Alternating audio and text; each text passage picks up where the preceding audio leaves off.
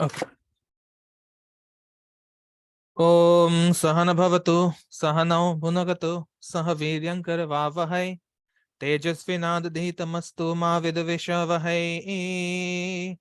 Om Shanti Shanti Shanti. Okay. So, I hope everyone went through the introductory video that was shared on YouTube last week, and I hope everyone has a brief idea of what is going to come. Okay, so I'll be opening up the session for the Q&A part towards the end. Okay, but till then, everyone will be on mute. I'll tell you when you can unmute yourself for this. Okay, so it's going to be a long association. All right, almost 20 to 25 classes in theory, and then we will be heading towards the practicals. Okay, so I hope there are no dropouts, because the last time when I started the Vedic Astrology Foundation class, many people joined in, but then many found that they were too long because I was not going into the predictive part. I was just brushing over the concepts over and over and over again.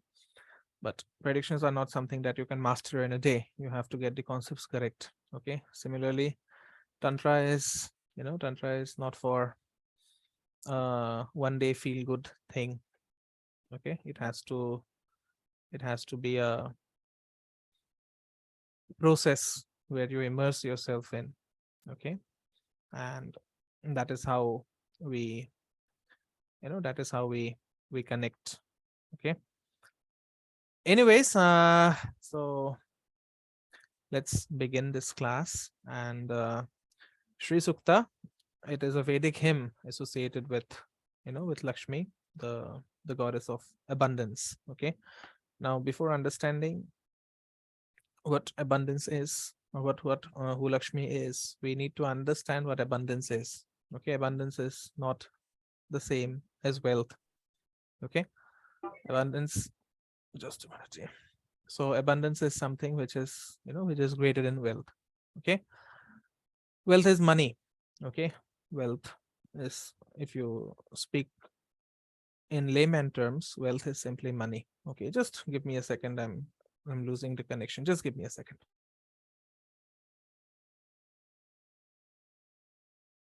Yeah, really sorry about that. I was losing the recording. Anyways, so abundance is not wealth. Okay, abundance is greater than wealth, and Lakshmi is the deity of abundance. Okay, Kubera is the deity of wealth, but Lakshmi is the deity of abundance. Now, when I speak about abundance, abundance does not mean a huge flow of cash that you have. Abundance means getting whatever you want at the right time when you require it. Okay, that is abundance. You may have $1 million in the bank, but then if you find yourself trapped in the desert, okay, if you find yourself trapped in the desert without food, then you cannot eat the money. You cannot possibly eat the money. You have to get food in the desert. Okay, so one who is abundant will easily find food or whatever is necessary at the right moment, at the right time. That is abundance. Okay, there is no guarantee that if you leave a millionaire in the desert, he or she will survive the desert. Okay, but an abundant person will certainly survive, because he or she will get whatever is necessary to survive in the desert. Okay, so that is abundance for you. All right, now as I said, you must have gone through the first introductory video on Shri Suktam that I shared. And Shri Sukta, it is one of the cardinal texts of Tantra. Okay, and it comes from a tradition which is known as the Sri Vidya tradition.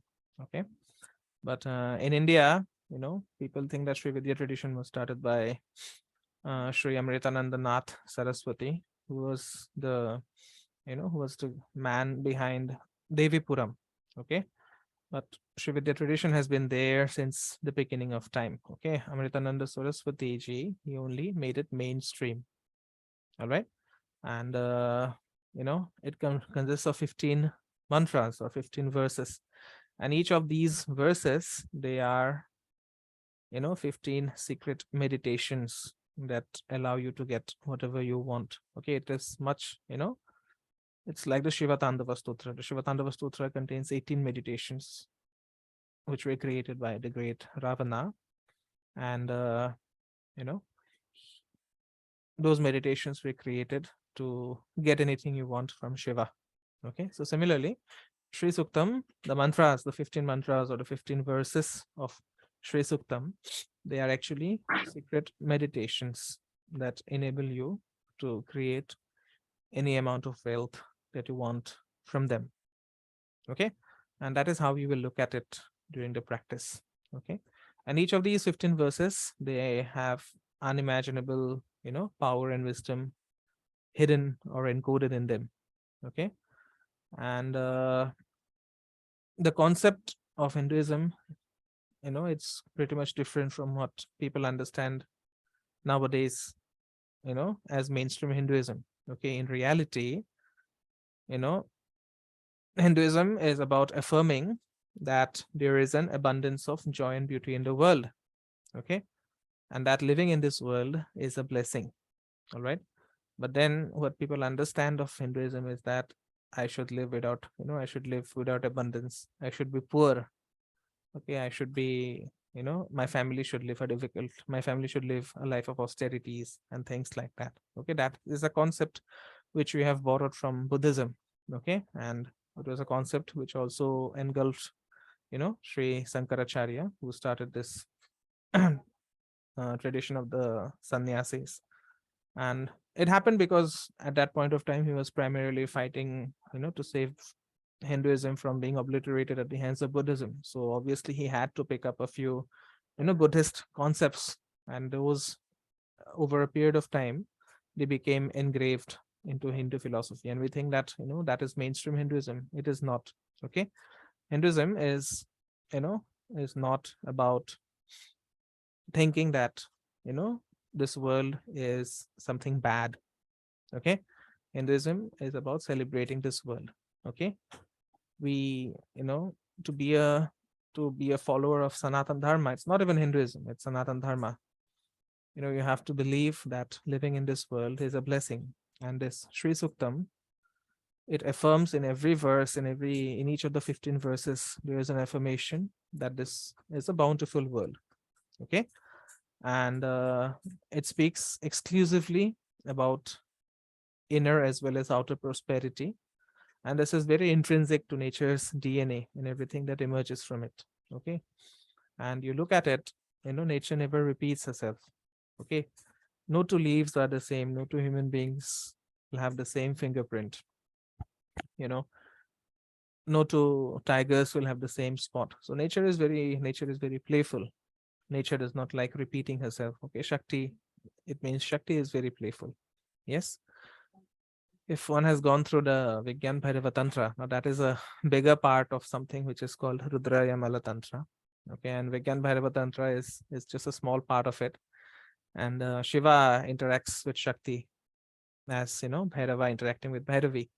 And then, what does Shakti tell at the end? After Shiva has passed on all the knowledge, Shakti just tells him that, okay, you have taught me everything. Now I am going to do exactly the opposite of what you have taught me. Okay, so that is how playful the feminine mind is, and that is how playful the Devi is. Okay, she never repeats herself.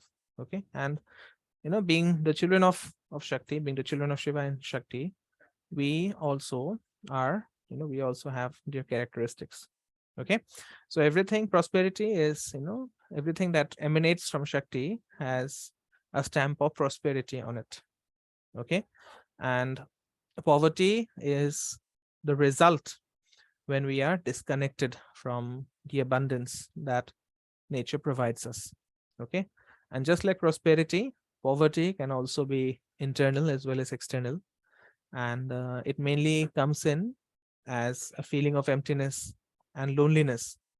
Okay, a feeling of, a lack of self-worth. These are all indications of poverty. Okay, but we must realize that these are not parts of Shakti's grand design. They are the creation of our own mind. Okay, and these are the same feelings that causes cancer to manifest in your body.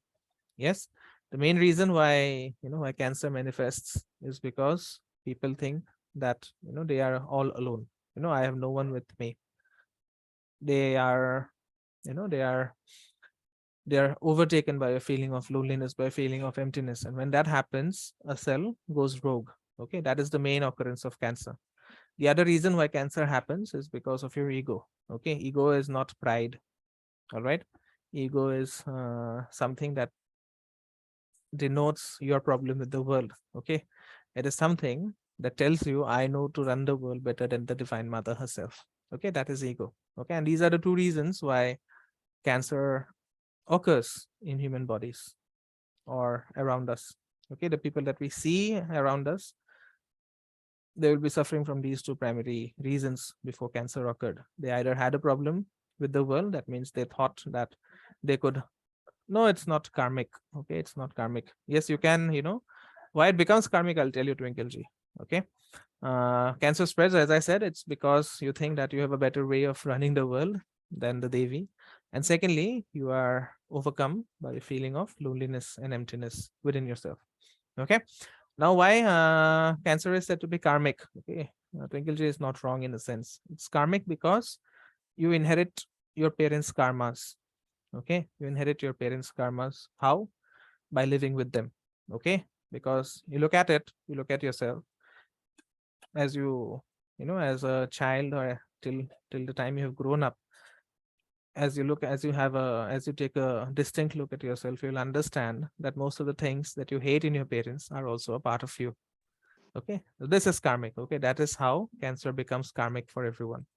Okay, so you use the same ways to make decisions that your parents used to make.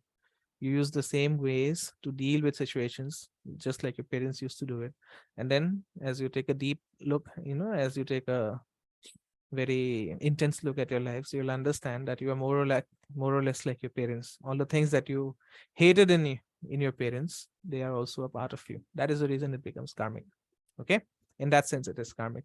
All right, so just because you have seen your father or maybe your mother think that I am all alone, I have no one else to buy me, so you also started thinking in the same way, and that is the reason cancer becomes genetic.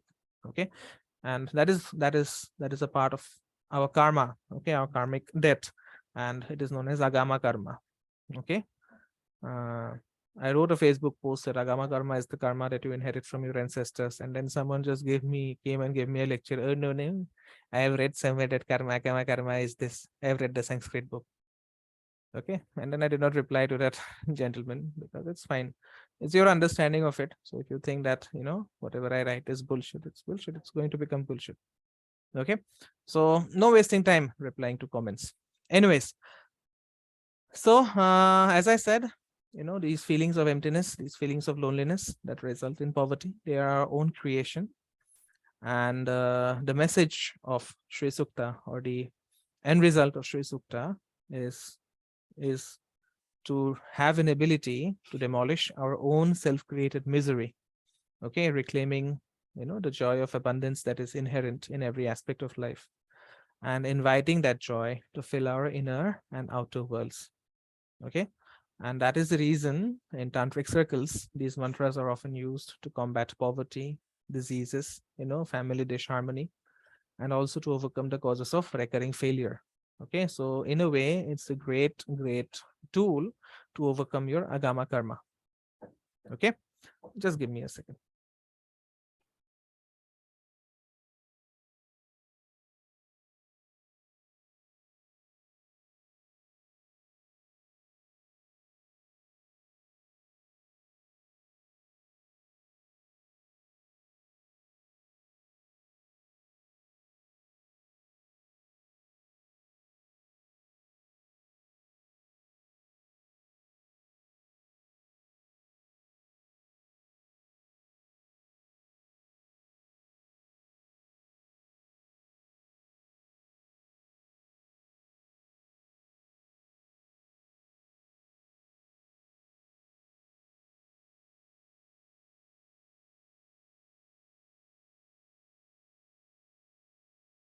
Okay, really sorry, guys. My internet connection is going on and off.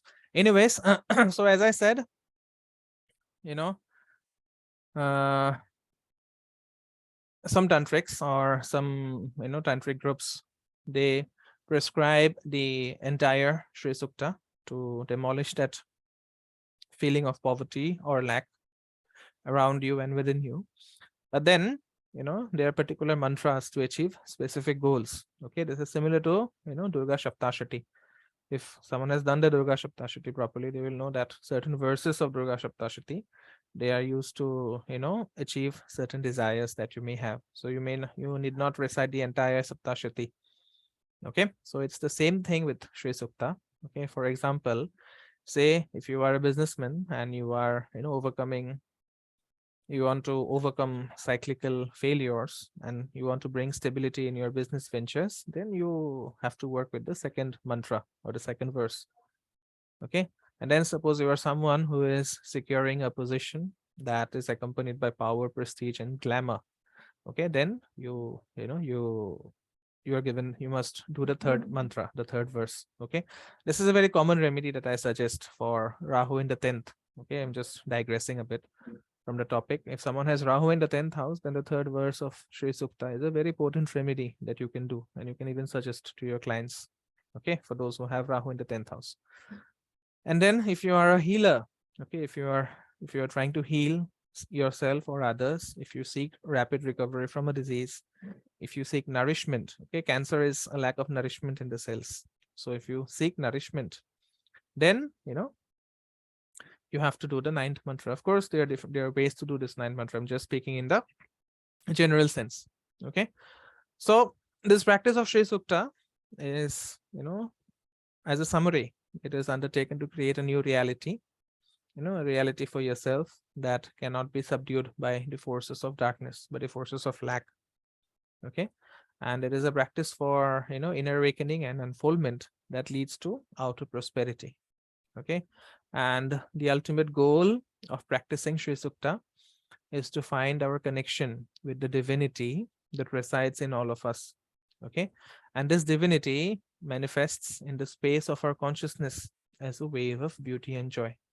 Okay, so doing the Shri Sukta, learning the Shri Sukta is about finding and eventually embodying the richness of our mind and soul. Okay, and you have to do it in such a way that every breath you take gets infused with that richness.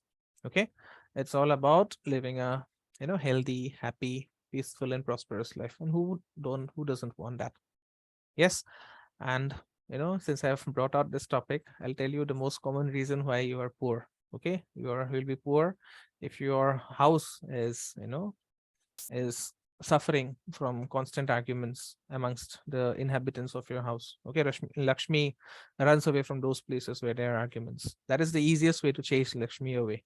Okay, if you want to chase Lakshmi away from a place, just go and argue with the residents of that place. Or maybe if you're living in a space, just start having arguments with everyone. Okay, Lakshmi will run away. Okay, so be very careful when you have or when you get into random arguments with strangers on Facebook. You're actually creating inner poverty with that. Okay, so have a sense of acceptance, and if you have a sense of acceptance, then there are no arguments. Okay, you cannot argue. Yes, so that is very, very important to understand. Okay, every time you have clashes at home, if you are in an office space where people don't trust each other, where there are a lot of arguments, then Lakshmi will surely run away. Okay, so you can compare Shri Sukta with a safe deposit box. Okay, and this box is surrounded by the by the impenetrable wall of Prakriti or Shakti. Yes, and in order to walk through this impenetrable wall, you have to enter the field of pure revelation. You have to open the safe and you have to claim ownership of the wealth it contains. Okay, so to do that, to derive the maximum benefit from Shri Sukta, we need 3 keys. Okay, to open the box. As I said, we can compare Shri Sukta with a safe deposit box. we need 3 keys to open it. The first key is a clear and accurate understanding of poverty and prosperity. Okay, this is something that we will cover in the subsequent classes. And then a constant awareness of, of the all-knowing reality of all-knowing Shakti that pervades everything within us and around us. Okay, and you have to get into these practices. Okay, this will come into the practical part. You have to realize that divinity is always around you and within you. Okay, some people will say that divinity is only inside you and not around you. That is wrong. Some people will say that God exists outside of you and not inside of you. That is also 100% wrong. Okay, so it is both within as well as without, and you cannot experience that by just me telling you that, or just by some spiritual guru telling you that. You have to experience this. Okay, there has to be a constant awareness, and we will go into practices that help you develop this awareness. Okay, and finally we need to create a personal bond with the rishi, okay, who received the revelation of Shri Sukta. Okay, so we know that the Vedas are known as Apurushaya. Apurushaya means no one created them. They are without a creator. It's a compilation of all the meditations that the rishis received in their highest states of awareness. Okay, so you have to cultivate a personal bond with the rishi who received the revelation of Sri Sukta, so that he allows you to pass through that gate. Okay, so this is very, very important to understand. Okay, now let's go and try to have a deeper understanding of of poverty as well as lack. Okay, this is the first key. Okay, you need to have a deeper understanding of poverty and prosperity.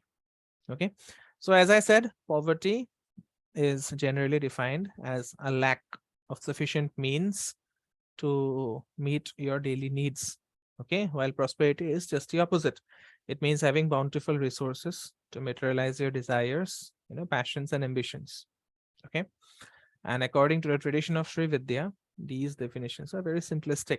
Okay, but in my opinion, the rishis have just given these definitions and they have left the rest to us. Okay, so that we can find out the true meaning of these terms, poverty and prosperity.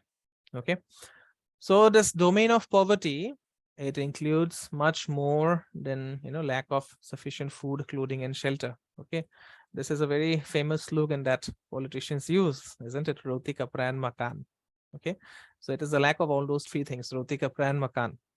But if you go into the heart of it, into the gist of it, you will understand that poverty is simply deficiency. Okay, deficiency of anything and everything is poverty.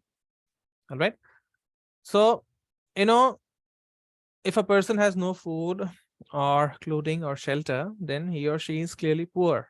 Okay, but what about a person who has a weak body and a weak mind? Someone who has a lot of money but does not have the body to enjoy that wealth.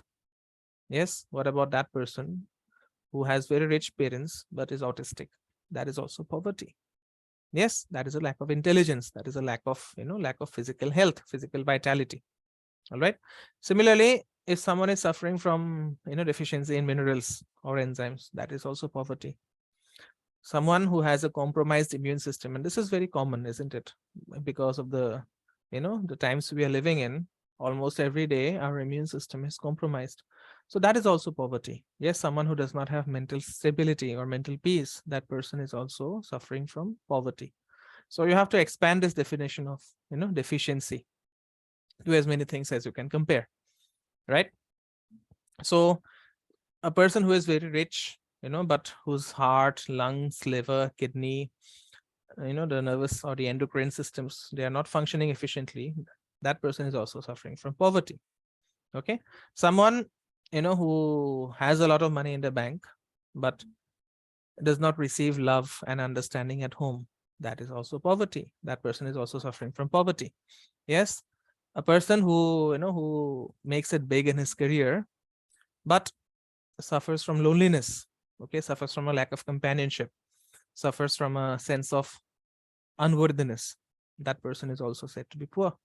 Yes, if a person does not have understanding of the mind, if a person does not have courage, if a person does not have ambition, if a person does not have enough confidence, in that case also, you can call the person to be very poor.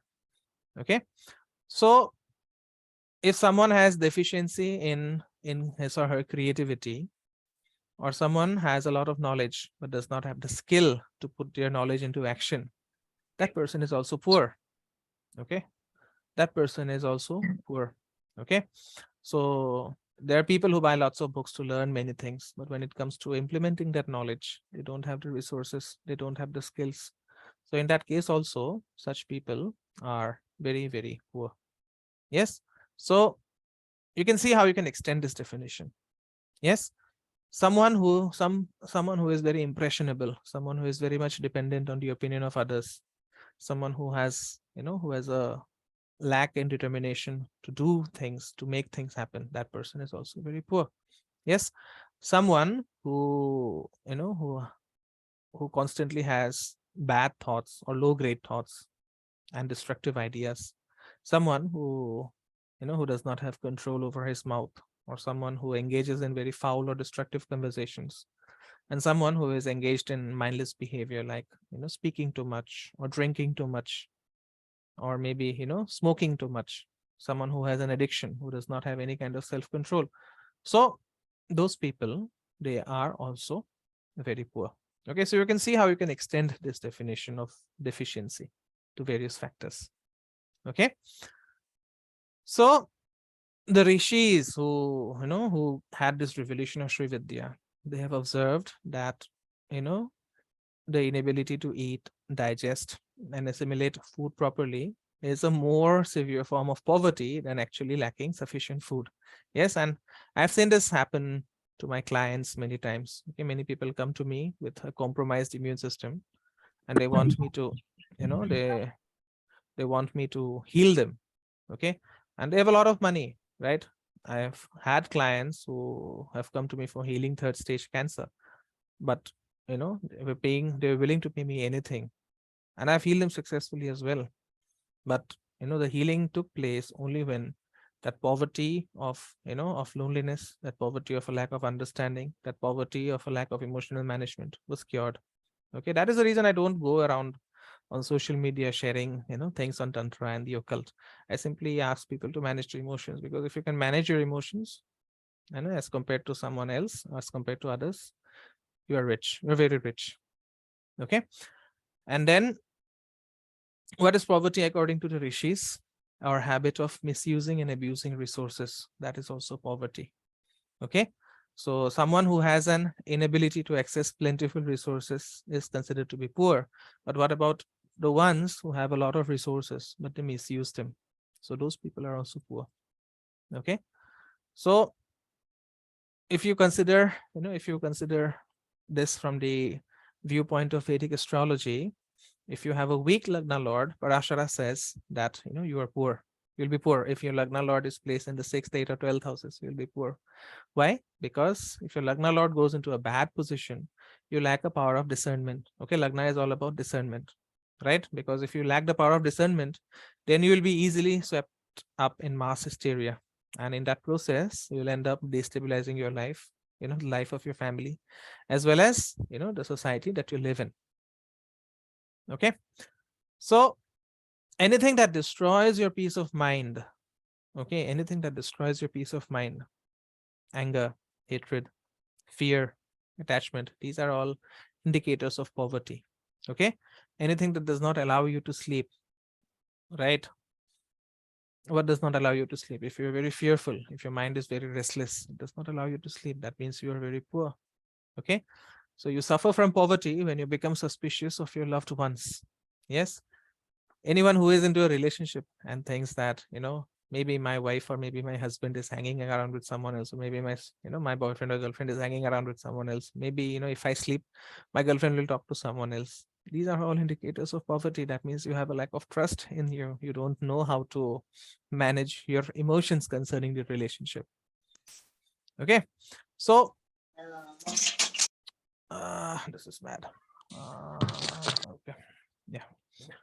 So please mute yourselves when you enter. Okay, anyways, so as I said, poverty is of various types, and we are going on and on, right? We are going on and on. Even in the socioeconomic context, we can, we can recognize communities who don't have access to running water or electricity, who don't have access to proper health and education. So this is also poverty. Yes. And then poverty also comes with environmental degradation. Yes, if you live in a environment where there are no trees, okay, if you live in a housing complex, okay, bereft of nature, bereft of any kind of environment, bereft of a, of a ground to walk on, in that case, you are poor. Okay, your flat may be costing in crores, but if you don't have the right environment around you, you are poor. Your children will grow up, in a demented way. Your children will be mentally demented when they grow up. Yes, you're poor when you don't have clean air to breathe. You're poor when you don't have clean water to drink. Yes, you're poor when you don't have nutritious food to eat. You're poor when you don't have a quiet place to live. How many times do we see people who buy a property because it was very lucrative and the property costs in crores, but the property is located very near to the main road, and you have, trucks and buses and all kinds of vehicles going around there 24 hours, and, without leaving you a proper way to sleep. How many flats do we see near the railway lines, where your sleep is constantly disturbed by the passing trains? All these are indicators of poverty. Okay, so human beings traditionally have considered drought or flood or wildfires, hurricanes and tornadoes as natural. Okay, but then, we think that those events occur due to some kind of imbalance in nature. Okay, but at a subtle level, these events occur because you have a deficient relationship with the natural world, and that is what happened in Turkey. Yes, the building bylaws were changed. They ended up constructing, in a haphazard manner, and finally nature gave it back in the form of an earthquake. Okay, so this is how poverty manifests. Okay, and if you have a deficient relationship with the natural world, it is going to come and bite you in the ass. Okay, forgive my language for this. Okay, it is going to come to you and bite you in the ass. Yes, similarly, poverty is not only individual, it can also exist in a group. Okay, so for example, if you live in a society or a nation which is filled with social injustice or ethnic or religious conflict, yes, if your nation is filled with men or women of various ethnic or religious groups who are denied equal opportunities, those are also, potent and far-reaching forms of poverty. Okay, so, I'll not proceed further than this, but I want you to understand. Okay, I want you to understand what poverty is. I know you have not considered poverty to be so extensive. Okay, you just think that having a lack of resources is poverty, but no, you can see what entails poverty. Okay, so do you have any questions for today's session? Otherwise, we can end it here.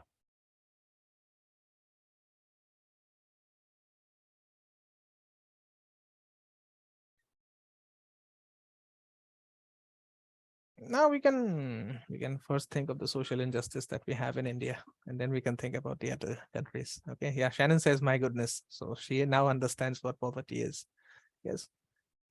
Yeah, I mean, I live in a concrete jungle, so Yeah, without access to nature.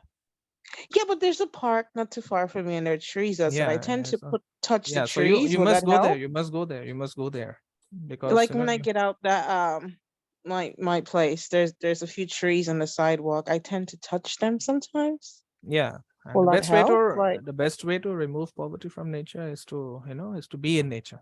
Okay, just for maybe 15 to okay, 20 like minutes. just go in the park. Yeah, yeah, take Yeah, my shoes off and walk on the yeah, grass or yeah, yeah, yeah, something. yeah, But it's yeah. cold now, so I can't do it right now. I understand. I understand. In that case, just breathing the fresh air would be enough. Okay. Yeah, yeah, yeah, yeah. Uh, okay. So, yeah, such a deep topic on a single small word. Yes, you have to understand the terms before we get into the big things. Okay. People use big words very, very luxuriously. Ye kar dunga, wo kar dunga, I'll do this, I'll do that, without getting into the deeper meanings of these things. Okay. So, you have to understand this. Okay. All right then. So I don't think we have questions because I don't have any messages. If anyone wants to unmute, you can speak. Otherwise, we will meet next week. on prosperity, not on poverty, on prosperity.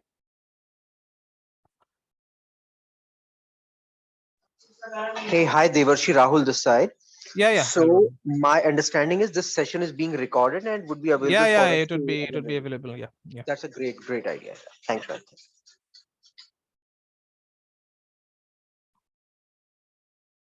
Okay. What is in the practical part? Yeah, the practical part is about making yourself conscious to the divinity within yourself and others, and all the meditations. Okay. In the theory, I'll just explain the mantras. In the practical, I'll teach you the meditations. Okay, because the mantras are useless without the meditations. As far as that, there are millions and millions of people all around India and in the world chanting the Shri Suktam, and then nothing happens. Why? Because they don't know how to do it. Right? Sir, where will be the recordings available? It will be on YouTube, ma'am. Okay, it will be on YouTube. But the practical parts will be looking at how we can provide it in a private video. Okay, but these recordings will be available for public viewing, and they will be available after we end the class tonight.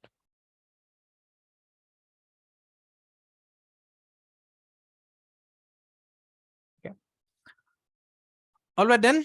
Thank you so much for joining. Really, really good bringing out this knowledge to you, and I hope everyone learned something, just like I learned something. Sharing this knowledge by the grace of the Divine Mother. Thank you so much. I'll see you again next week on Friday at this time. Namaste. Om Gurave Namaha.